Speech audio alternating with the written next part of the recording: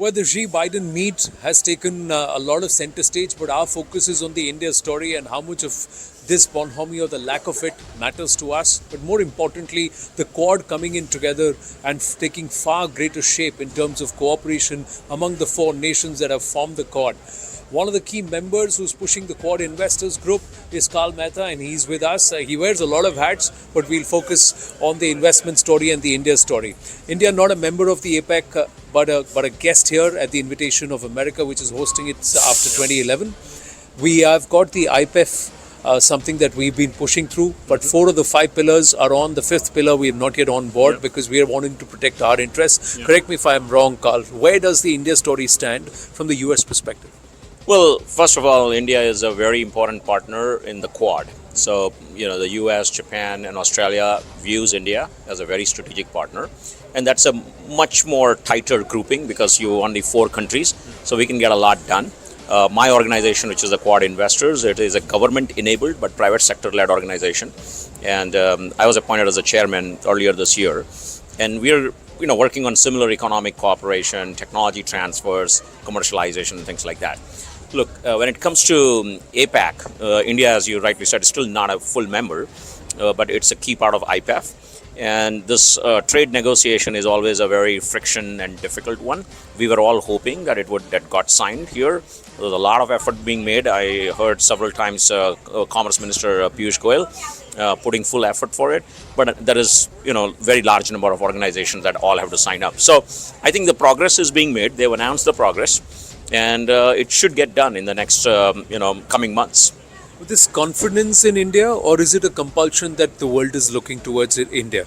And let me ask you very honestly, although there is a lot of talk about the growth story, how much people are buying into this story and wanting to really look at India as a market? Yeah, well, it's a combination of both, right? There is a global compulsion, given that there are some, geopolitical tensions that are rising.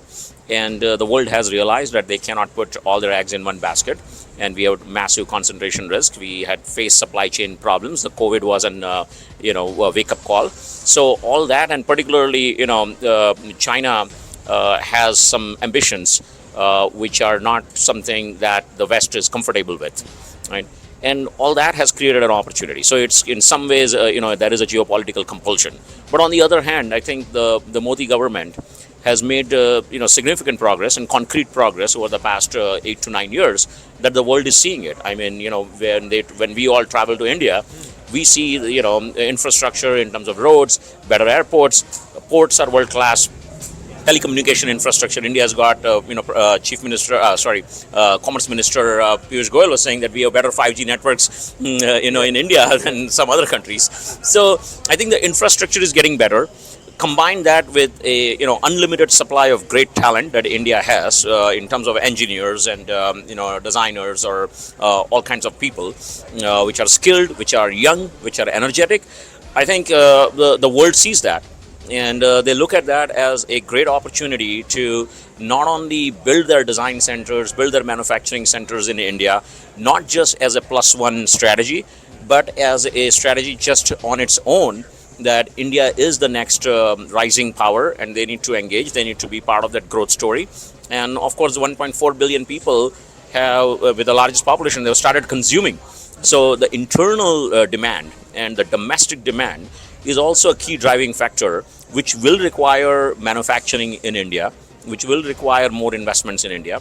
And so it is not just India is not only an export-led economy that what China did over the past 30 years. There is a need for investments in India to just fuel the growth. So American corporations or global Fortune 1000 corporations have to be there in India if they want to address the Indian market. Yeah. But we're also seeing stories of reverse. That means investments from India into America happening. You've championed something. But there is another way of looking at it. Are Indian companies wanting to move out of the Indian market itself? Money is going out of India where you're actually looking for money coming into India. How do you look at it? Sure. Look, when an economy is growing and, there is going to be always multiple dimensions to it. There's not going to be just one straight line. So number one, of course, that the Indian companies investing outside is very important. The example of Epsilon, which is one of our Quad investor partner, investing in the US is fantastic because of the IRA Act.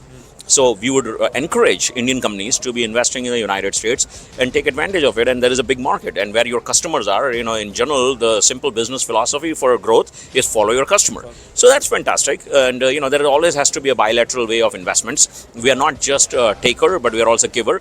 And I also don't use the word taker because just because foreign companies, whether it's the US or others, are investing in India doesn't mean that we are just taking their capital. They are investing in India because they want to go after the Indian consumer, right? And the government is very prudent to not just let the foreign companies come to India and just take the Indian consumer. So there has been policies in place to make sure that they invest in a way that they are doing some value addition. They're building the products. They're creating demand, creating employment, and not just exploiting the Indian consumer and make money out of it and then move out, right? So that's a very prudent, and that's why there has been some, friction with, Tesla. Elon Musk has not invested in the last few years because the Indian government played a very strong negotiating card, which is saying that we're not just going to let you import Chinese components from your Chinese factory, build cars here and sell and make money out of our consumer, right? So I think that is fantastic. Now, the third point that you mentioned, that, Indian companies wanting to, move out, that can be more related to capital markets. Like, I'm seeing companies even in some of my portfolio, which is an operating company in India, but what they would do is that they will move their holding company to either Singapore or Dubai. India has a fantastic FTA between the UAE and India that just got, a few months got signed. So when you want to attract foreign capital, both in terms of equity and debt, it is much more easier for the foreign investors to put the money in a holdco in a Dubai or a Singapore. You also have many options there because investors like optionality. So you as an entrepreneur, like if I was an entrepreneur in India, I would have to do it because I don't want to be limited only to listing on a national stock exchange or a Bombay stock exchange. If I'm in Singapore, I can do a lot more. And it's easy for money movement in and out. I mean, there is still certain policies and processes in India that needs work. I wouldn't say that, everything's great. I mean, think about this FEMA, the foreign exchange. It can be a nightmare, for companies. So if you take direct capital into India, the amount of paperwork, the amount of things that you have to prove to the government that you're honest, the burden of proof is just massive. And government has to cut it down. Because a lot of times still the bureaucracy, whether it is the income tax department or the other tax department, still operates in the last 70 years of the mindset that the entrepreneur is dishonest or he is out there to cheat us, right? So I still hear from my portfolio company entrepreneurs that the amount of paperwork, the amount of headache that they have to deal with just proving that they are honest, it's just unbelievable. Now, that is something that we've never seen I've been in the US for 30 years. I've never experienced that. I built 3, large-scale companies here in the US, and I never experienced that. So I'm hoping that India gets their act together on that and don't treat entrepreneurs. If you want to build an economy, it's the entrepreneurs who build the economy. If you're going to treat entrepreneurs like as if, prove you're guilty until you prove yourself innocent, I mean, that's completely backward. Final question. Is the confidence scale up, or is it a lot of talk and less action, or do you see that gap also now bridging? And you talked about policy improvement, which is there, but overall, is there a trust deficit or trust remains? That means if we do business with India, we're in a good place. There is a certain level of mistrust with the Chinese now, Yes. because so is that a factor for us, or? Or is it purely the policy-related issues that need to be corrected? Yeah, look, investors want one thing which they like is certainty.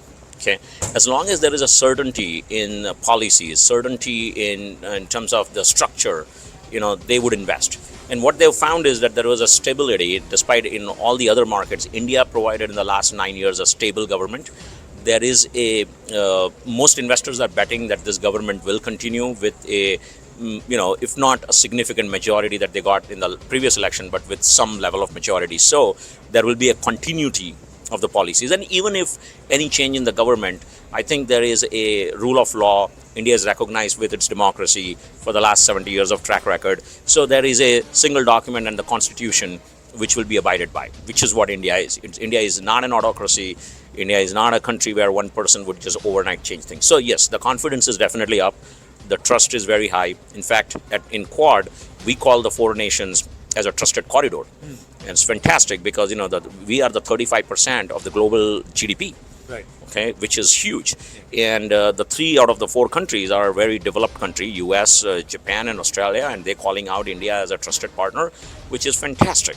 So I think overall India is on a roll, but there's also a caution, which is this window of opportunity is very short.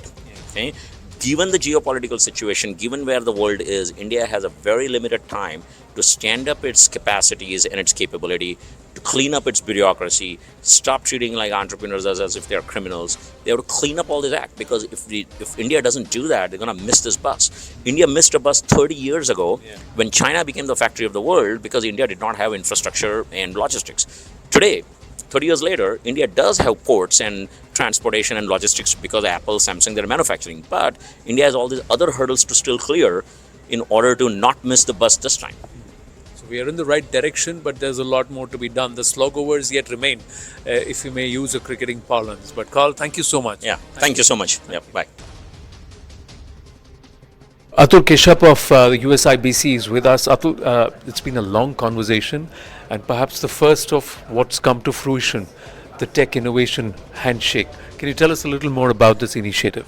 Well, Anand, this was a really great opportunity because we had the United States Secretary of Commerce, Gina Raimondo, and we had the Indian Minister of Commerce, Honorable Piyush Goyal, and we had a whole bunch of tech and VC and startup innovators in the room, USIBC members, CII members, and the purpose of it is to talk about how we can, frankly, pour fuel on the fire of U.S.-India innovation.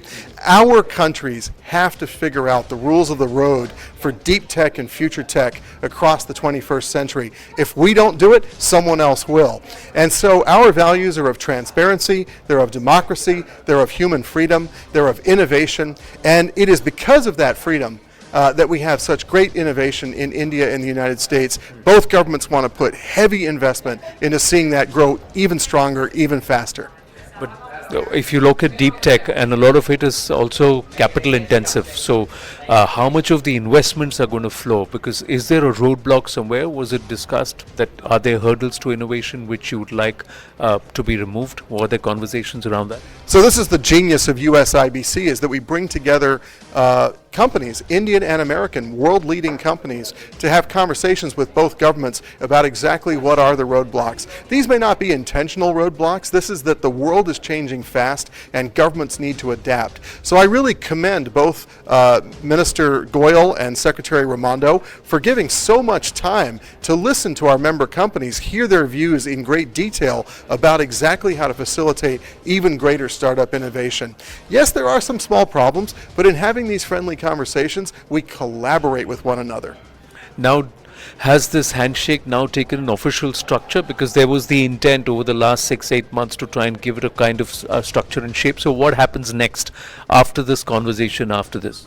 Well, so this is an outgrowth of the Initiative on Critical and Emerging Technologies, which we were asked at the U.S. Chamber to launch with both governments back in January. Another outbranch of that was the Indus X, which we also launched in June at the U.S. Chamber. Now this is the Startup Innovation Handshake. I think it's going to go a long way toward identifying all of the pain points that need to be removed in order for our two sets of innovation ecosystems to partner with one another. So this now begins a process.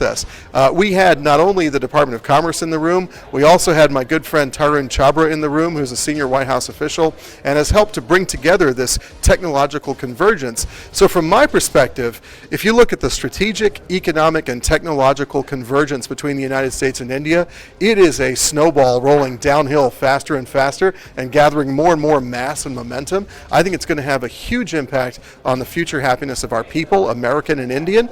But frankly, because we trust one another, we have the same values, and it was mentioned in this room repeatedly, I think you're going to see that deep tech, future tech innovation be citizen-focused and inherently democratic and dedicated to human freedom. Final question, Atul, any timelines where we would see first fructification, if I may say that, of this initiative coming through? And who holds the IP?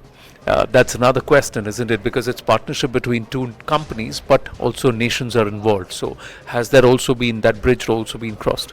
So if I had a crystal ball, I would not be a diplomat and I would not run a trade association. I'd be a billionaire.